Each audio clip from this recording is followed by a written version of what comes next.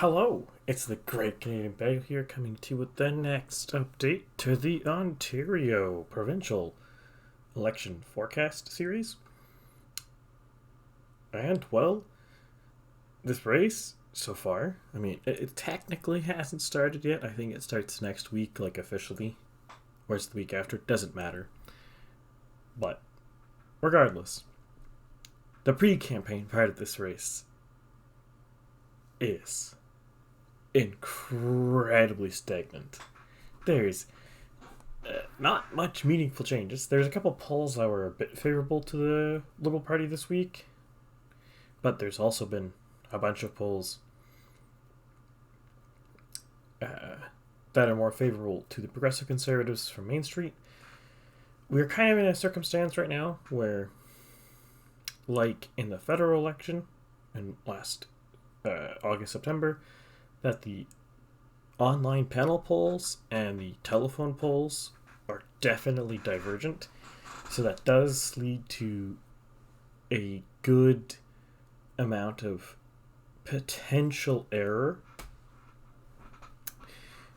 that can happen in any forecast, not necessarily because of the modeling, but because, just example, the most recent Ipsos poll, I believe, had only the Progressive Conservatives only up 4 points, and the Liberals at about 36 to 32, and the most recent Main Street had it 40 to 26, I think. So those two polls, and both pollsters are very consistent, so it's not like a case of weird sampling. The Ipsos / generally speaking the online polls, and generally speaking the telephone polls, but specifically Main Street, both pollsters or polling methods are generally consistent on where the support is. So it introduces a lot of potential error, because which one is right? Because they both can't be right. Physically, objectively speaking, you can't have the Progressive Conservatives at 36 and 40. I guess maybe you could split the difference, say it's 38, which technically speaking is basically how the model works. And same with the Liberals, they can't both be 32 and 26. Though in this case they're 27, because more math involved than just the headline result. So it's more complicated. It makes the projection more complicated, and I think a little more error prone. Obviously, I'm doing my best regarding that, but I can only do so best. That said, there is one trend both polling methods and both groups of pollsters are noting, which is a softening of the NDP support and slight to major increase to Liberal support. Depending on the pollster, as mentioned, the PCs are either stagnant or slightly down. So this creates a very interesting, though not entirely unexpected race. Interesting in the sense that there is movement, even before the campaign has started, potentially with consolidation among the opposition voice to the Liberal Party, but also, more interestingly, is the decline of the NDP. So the NDP came in second place in 2018 with a relatively strong showing. I believe it was about 34% of the vote. I believe it was 40 seats. I don't remember off the top of my head, but you know what? For once, I'll just pull up the result instead of just going. Yes, this is how prepared I am sometimes. I was right. It is 40 seats, and there's about 34% of the vote, if we round up. So that is quite a good performance. They have the same leader. They're against the same primary opposition. Most people from Ontario that I've talked to will tell you the Liberal Party still hasn't shaken off the the weariness of most voters from the previous 16, or is it 18? Doesn't matter. Basically, previous 2 decades of governance of Ontario. A lot of fatigue there. Yet the NDP is completely failing to hold their ground.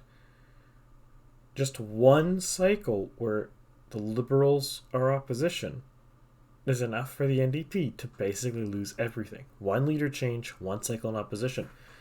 NDP are immediately receding back to 3rd place. Now,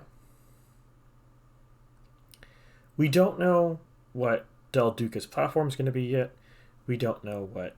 Well, I think Hortha released her platform recently, actually. I haven't checked it yet.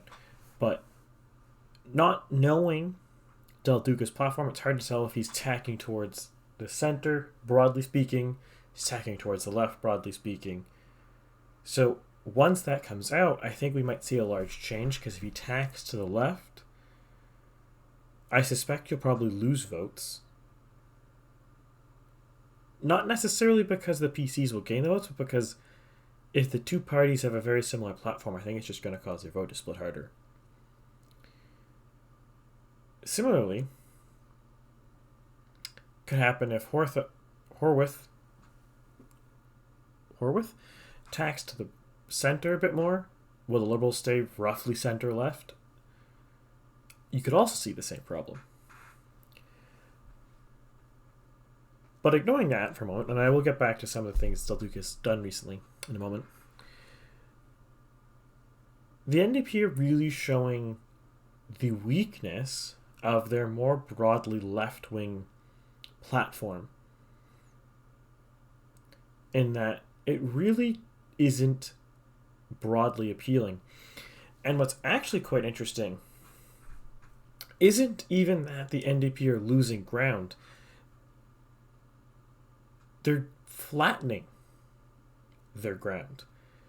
In previous elections, the NDP had a lot more spiky regional numbers. For example, North or Hamilton, Niagara area, the NDP were more robust.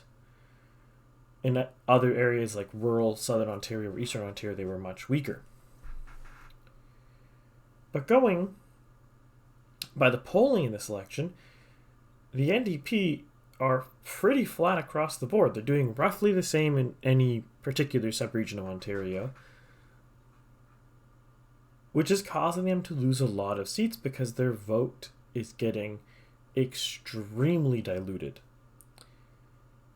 In a way, it seems that their platform and their campaign style is being architected in such a way that it appeals to a very specific minority of voters everywhere.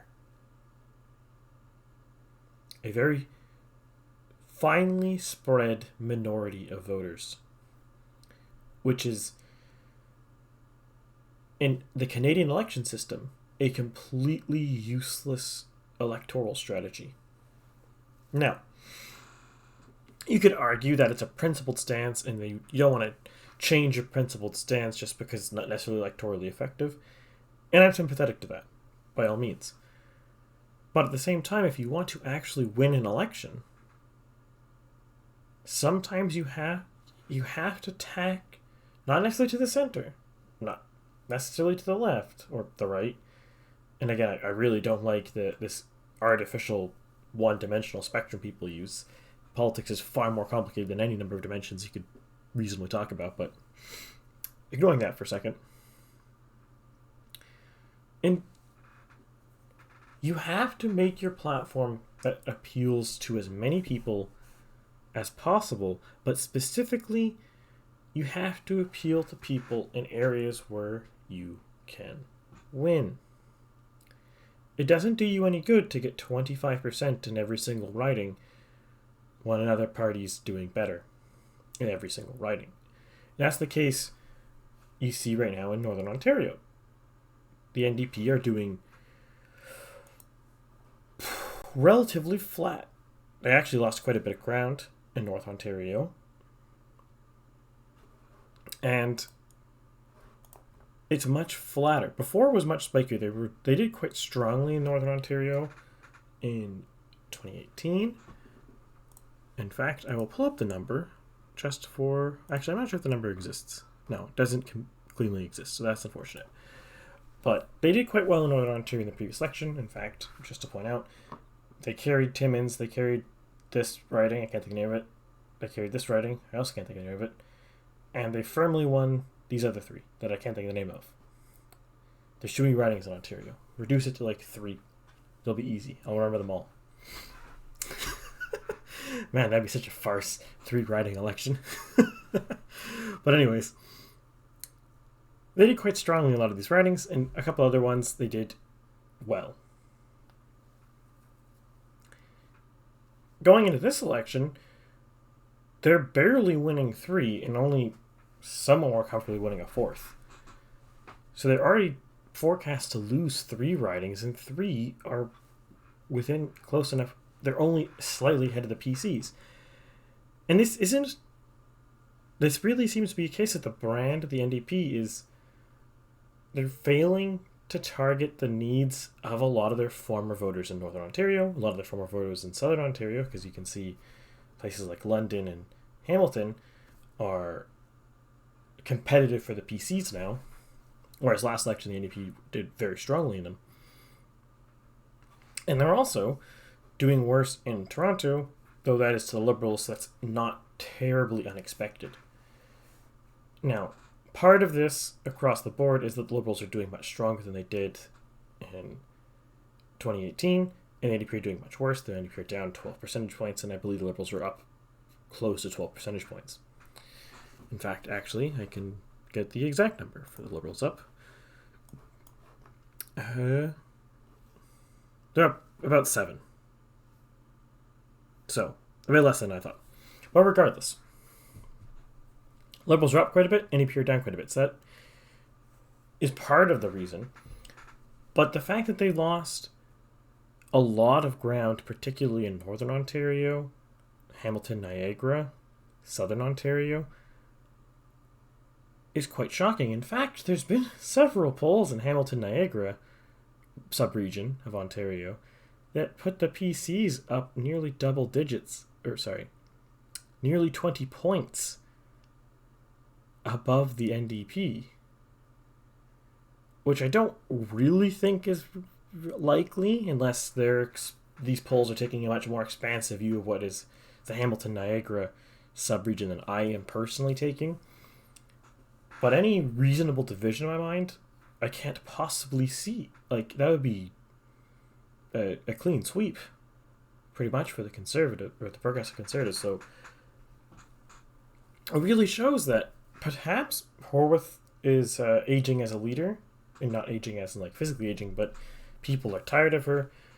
This would be her 4th contested election, and well, I don't see her, barring the NDP having a high tolerance for failure, keeping leadership after this if she does end up doing as badly as my model's currently forecasting. I just don't see the case that you keep a leader after losing 25 seats and 12 percentage points of the vote after 4 elections.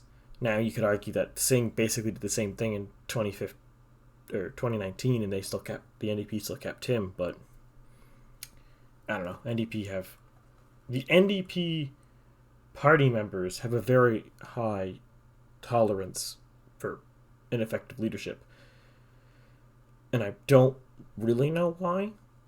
I'm not really sure what the NDP voters' intention, or not the voter, that's the wrong way.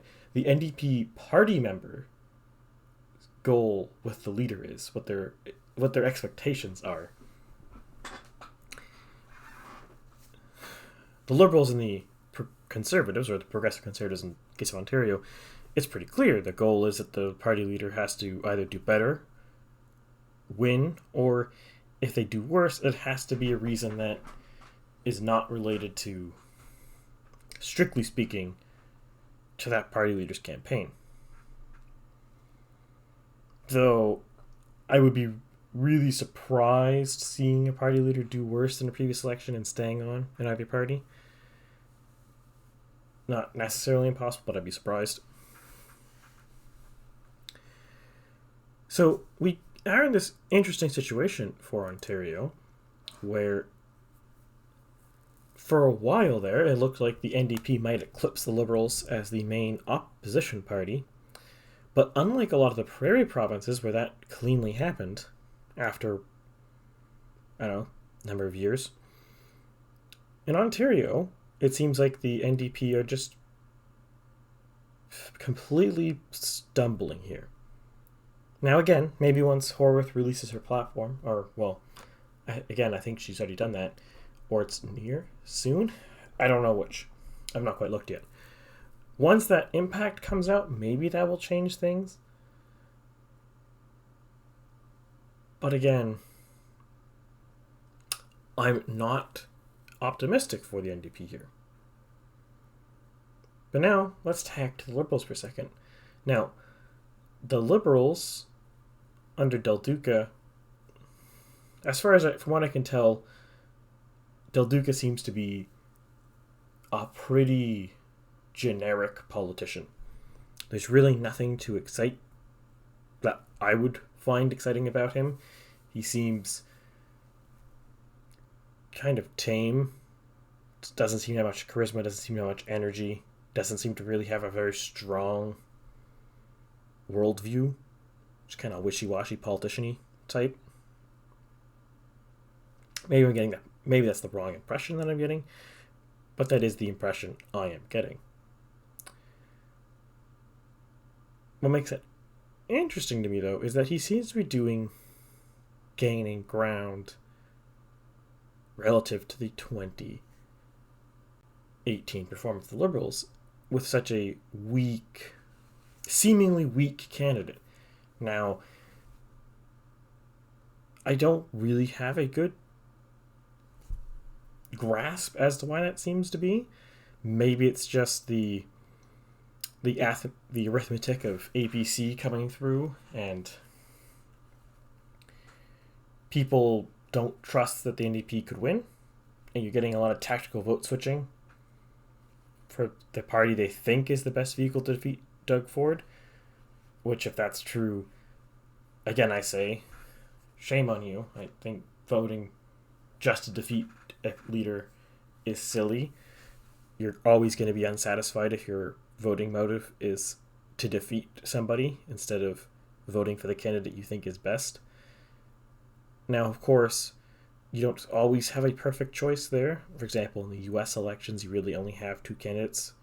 But in the case of Ontario, there are three parties that are relatively competitive.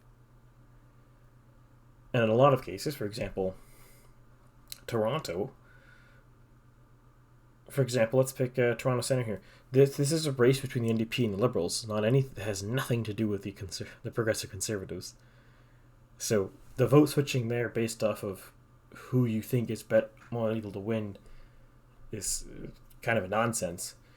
If you are an NDP Liberal swing, you should be voting conscience, not political arithmetic. But hey, don't listen to me. Do what you will. You're just going to be upset no matter what happens. The one thing that Del Duca has done recently, which he's stuck quite a bit to, and I think is a stupid campaign sticking point, is his proposal to ban handguns in Ontario, which is just, for many, many, many reasons, is just dumb. First, there's a lot of handguns that are legally owned, and almost nearly zero are used in crime. I would say zero, but I don't have the statistics, but I think it's almost zero.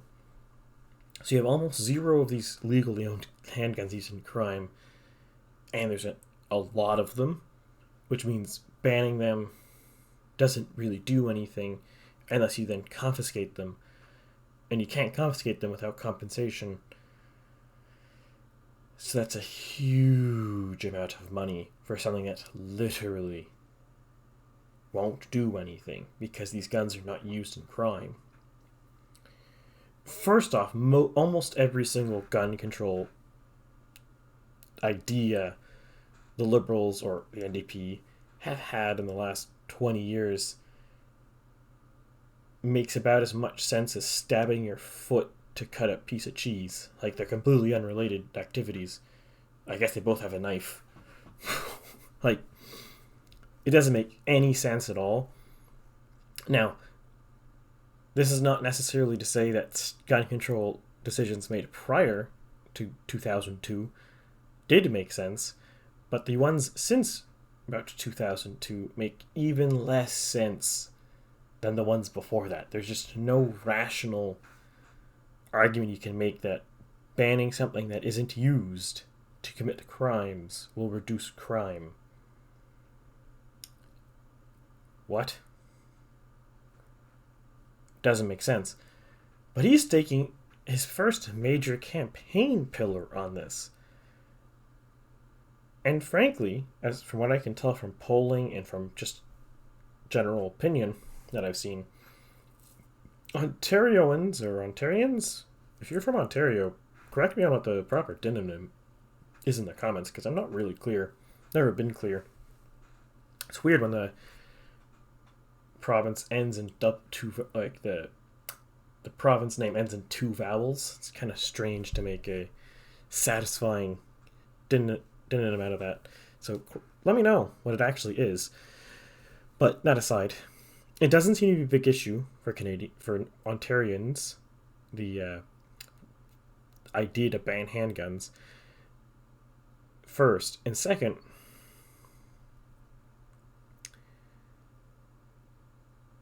it is a very big motivator for right-leaning people to vote against that.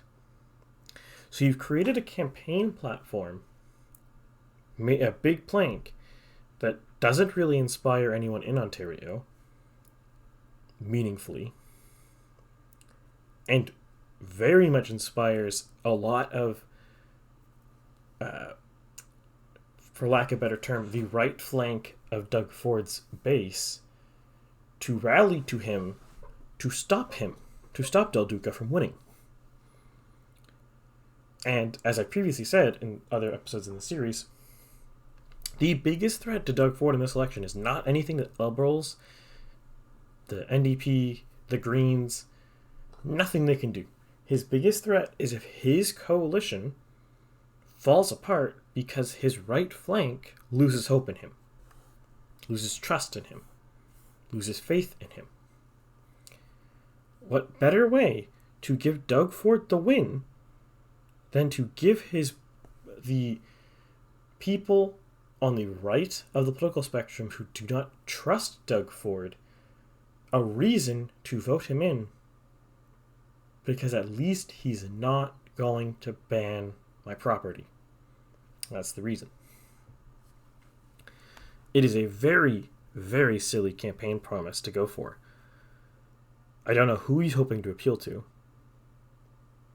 and I don't know how he hopes to afford this, like where he's getting the money from. Ontario is in a pretty bad fiscal situation. Now, on paper, Doug Ford was supposed to fix this, but COVID came in the middle of his term, so I can't really give him credit or fault there. It's kind of out of his control. Now, maybe you could argue he spent too much in COVID, but not knowing the intimate details of what Ontario spent this money on, I don't want to comment on that. But either way,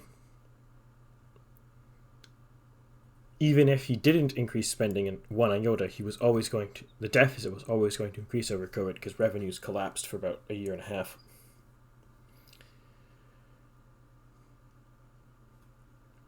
So we get to this overall situation in Ontario where the progressive Conservatives are just cruising, a little numbers up and down here and there, whatever. And the NDP and the Liberals are just fighting each other. Maybe one of these two parties, looking like possibly the Liberals, might win and be able to threaten Doug Ford. But at the same time, as I said previously, I don't think there are enough voters who would switch between the NDP and the Liberals for one of them to win without either gutting the Greens, somehow attracting the splinter factions on the right, or taking away Doug Ford's current supporters. And with only one term in office and a tolerable COVID record, I don't really see why many people would defect from Ford to the Liberals. Because again, most of the people from Doug Ford's coalition who don't like his COVID record are ones who thought there shouldn't have been lockdowns, or there should have been fewer, shorter, less restrictions. These people who want fewer COVID, or wanted fewer COVID restrictions, will never, ever, ever vote for the Liberals or the NDP who wanted more. Or longer, or harsher, etc. So all the right-wing splinter factions, the tentative Ontario Party, or the Ontario First Party, or the New Blue Party, there's so many of them, it's kind of ludicrous. But anyways, these first inklings of new parties on the Ontario right of the spectrum that may or may not amount to anything, because as a previous commenter, excuse me, I forgot your name, or your screen name, forgive me, but as a previous commenter pointed out,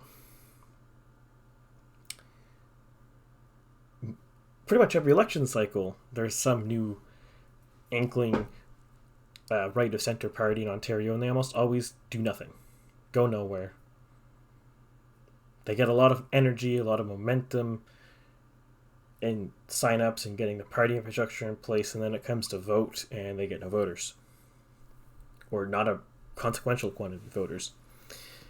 And yes, he's absolutely correct in that assessment.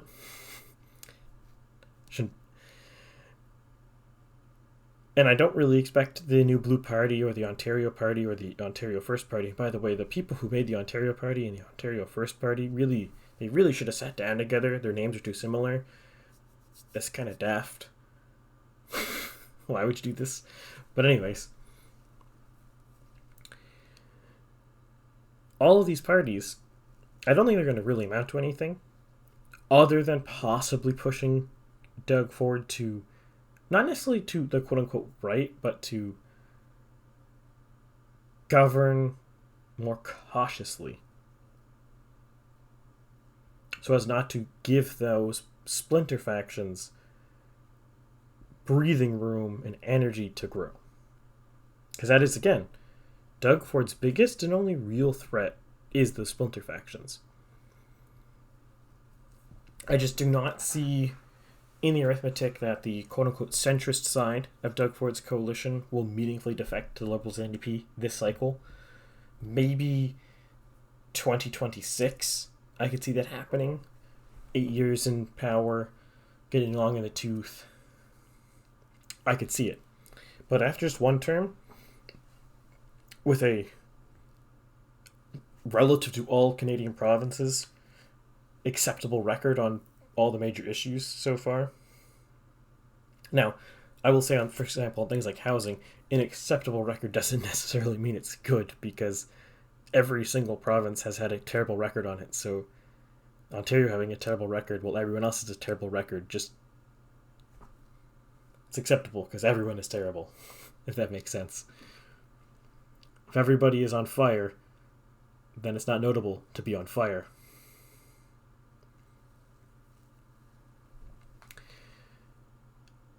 So the race is in this interesting pre-campaign spot. I think there's, as long as the polling continues consistently, I think we're going to see probably for the near future a lot of bouncing in places like Toronto, between this places like Toronto Centre or University Parkdale, Rosedale, whatever, bouncing back and forth between the Liberals and the NDP. Maybe some movement in places like Northern Ontario, because the sample sizes for Northern Ontario are quite small generally. Maybe some movement in places like London or Kitchener or Hamilton. Again, there might be some movement in some of these places, but I'm expecting it's going to be largely the same.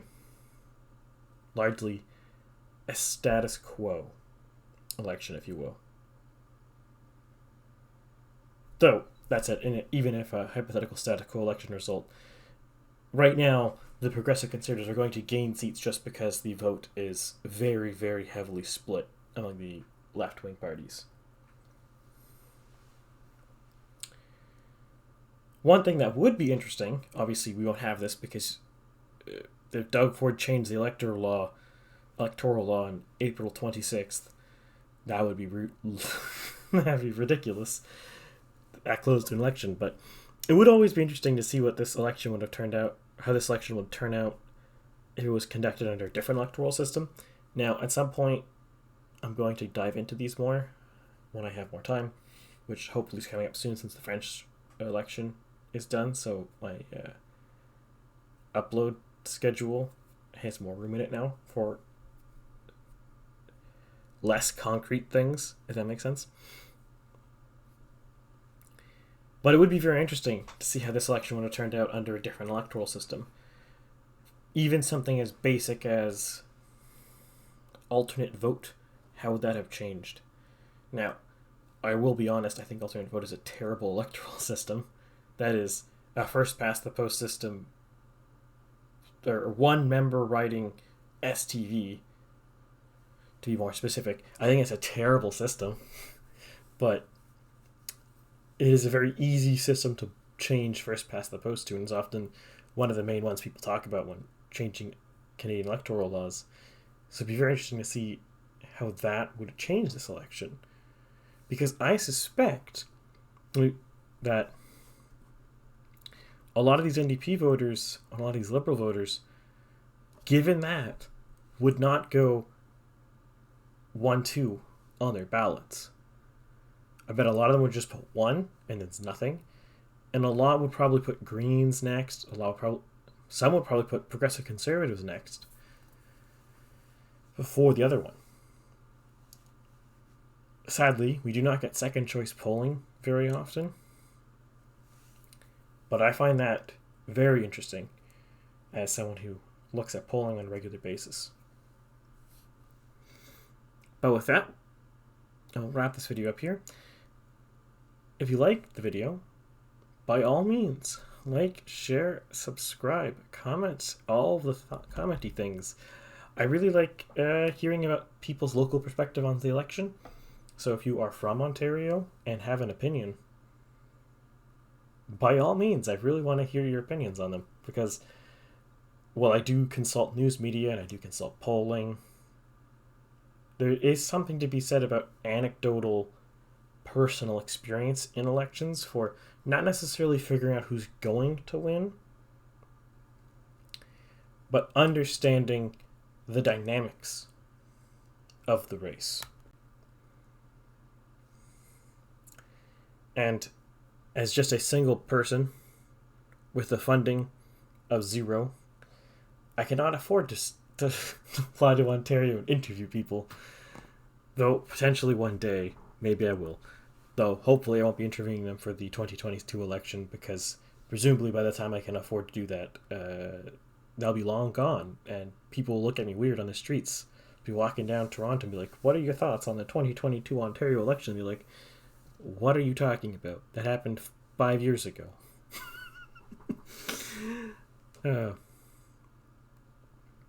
Probably make a decent comedy if you did it right. But anyways, with that, I bid you all adieu, and hope to see you next time.